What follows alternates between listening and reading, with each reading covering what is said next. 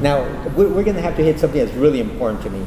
My expertise is really in the fact that there's a food that I like, and I probably feel that I could eat it for breakfast, lunch, and dinner. And it's custom sometimes with certain cultures, but it seems to have gained popularity throughout the state and country, and really throughout the world, and that's tacos. I'm sorry for all that prelude to get to the fact that we're going to talk about tacos. And so my claim to fame is that I enjoy a good taco, but I may not know really about the various kinds that exist out there. What are some things that would go into consideration for so maybe we could start at the very basic and the 101 of tacos. Have tacos gained in popularity since you began work as a chef? Oh, certainly. I mean, it's gained throughout the U.S. I mean, the cuisine, learning American cuisine and understanding it, and then the flavors of tacos. It's so different from other flavors out there, and people like spicy food, and they don't have to be spicy. A fish taco has gained so much popularity, and it depends upon where you are with what type of fish they use. Sometimes it's a fried fish, sometimes it's a grilled fish, so it can be different things. And then going back to being more regional, growing up in Texas, we always had lettuce in our tacos. More authentic tacos have cabbage, and you start seeing a lot of slaws being used with not a mayonnaise-based slaw, but an oil and vinegar base that adds to the flavors to these tacos and things like that. And then bringing more of a international taco to play. There's different ones. Tex-Mex is one, Mexico has one. All through Central and South America, there's different styles of making tacos. So, it's been a great learning environment for me and for the students to do.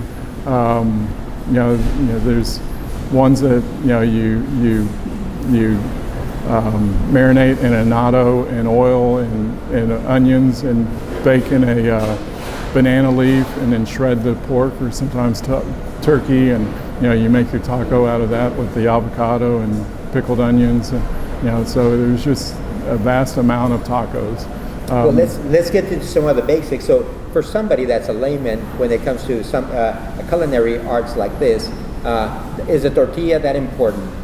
Yeah, the tortilla is very important, and then there's different types of tortillas. So there, a lot of people make their own tortillas.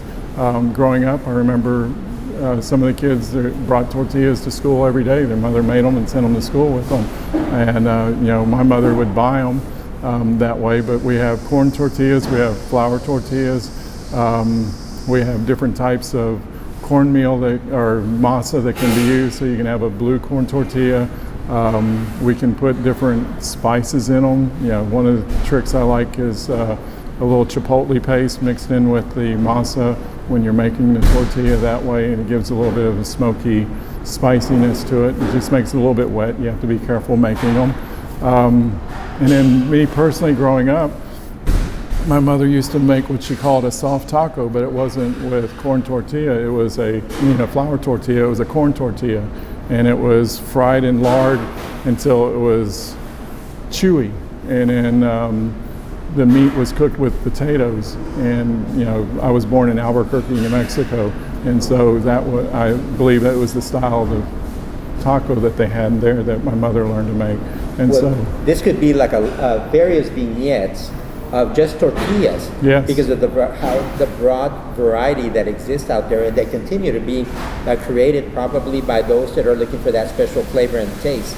Is there one that you favor? Is that the one that you were just describing? As a kid, I couldn't wait to make my own tacos without potatoes. And then as I got older, it was like, I really want that taco with the potatoes in it. And so, I've done that.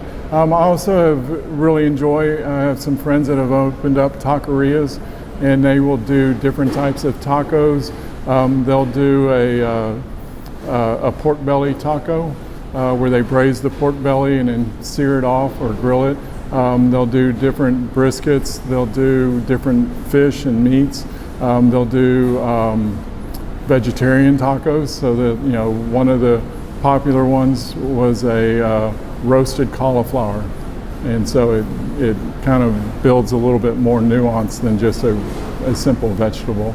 and then you can add your different cremas with different ingredients like cilantro pureed into it, or avocado pureed, or different spices with them, and so it becomes very artistic, and then you can get more money as a chef. You can lay it out as a round, one or two. You're only selling one or two versus $1 taco night and getting 6 or 7 tacos that way.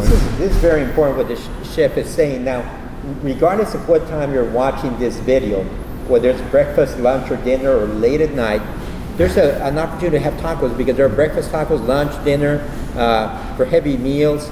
So tell us a little bit about breakfast tacos.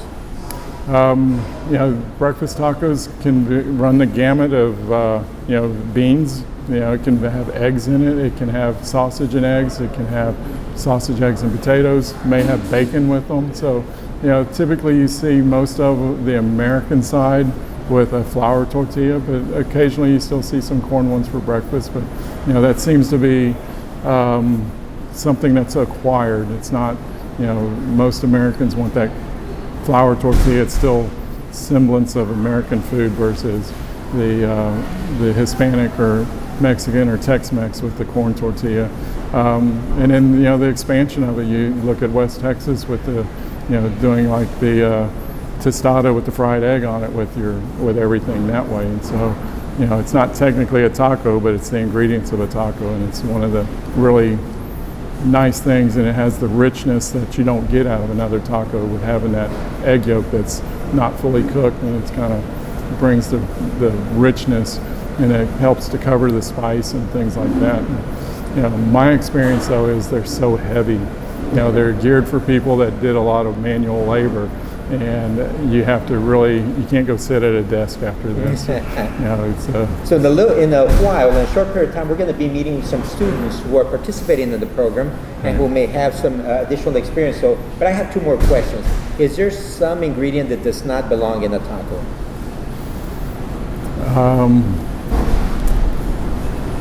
I don't know. I would say fruit sometimes, but there's some fruits that work. Pineapple with some ingredients works as a taco, but sometimes I have seen people go out there and do a fruit taco, and they try to do it as a dessert, and I really haven't seen one done real well yet. So that's probably something I'm not really fond about. But so for you, with a creative mind, that might be something that we can convince a chef that you can produce a delicious fruit taco.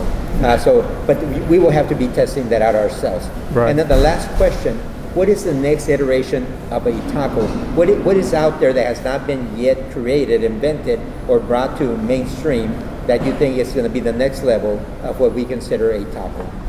I think it's going to be the blending of cuisines. You see a little bit of it now with Vietnamese being brought in, some of the flavor profile and ingredients into it, and you can see things that way. So you see that in a lot of different cuisines coming together, but a lot of it has to do with the demographics of the area and the different foods that people eat, and they start experimenting and combining things together. And so that's the different cultures that bring different flavors that come together and work together is probably going to be the next difference that you see. Well, we want to thank the chef for this opportunity to have this conversation. Again, I'm Juan Mejia. I serve as president of Tyler Junior College, an amazing institution with programs that really are prepared to help students be successful in any way possible. And we're very proud to have you here, Chef. You have an amazing team.